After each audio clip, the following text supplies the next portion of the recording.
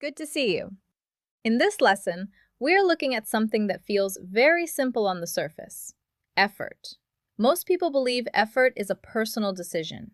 You decide to give more. You choose to try harder. It feels natural. It feels like your intention. But here is the question for this lesson. Do you always decide to increase effort, or does something in the interaction quietly move you in that direction? Think about moments where you didn't plan to invest more time, attention, or care, but you did anyway. Something changed and your behavior followed. Now look at how some interactions begin to structure that behavior. Not every situation works the same way.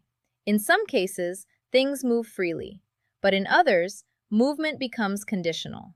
You receive attention, closeness, or access only after you do something first.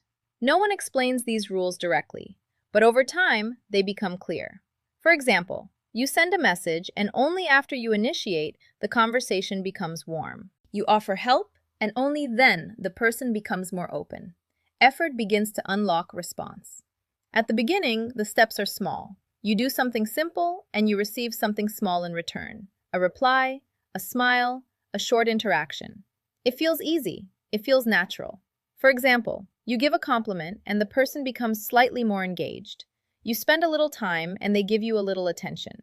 At this stage, nothing feels demanding, but a pattern is already forming. Effort leads to access. Then something important happens. That access starts to feel like progress. When the interaction becomes warmer or closer, it feels like you are moving forward, and that feeling changes your behavior. Because once something feels like progress, you begin to repeat what caused it. You reach out again. You invest again. For example, after a good conversation, you feel encouraged to continue. It feels like you are getting somewhere, even if nothing has actually been secured. However, the next step is different. What worked before is no longer enough. To receive the same level of response, you now need to do more.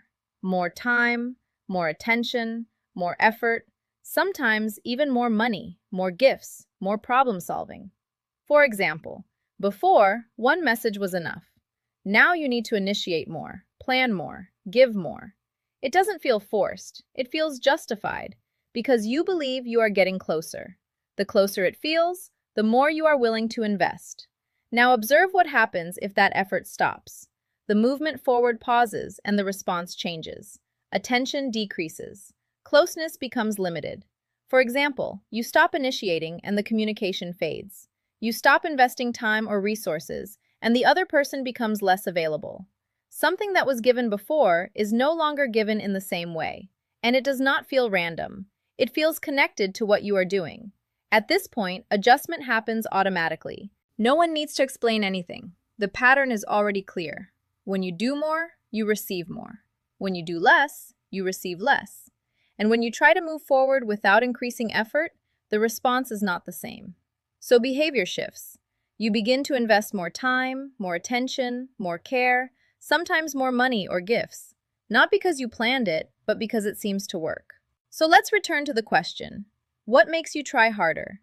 Is it always your decision, or is it the structure of the interaction itself? Because once effort begins to follow this pattern, something changes.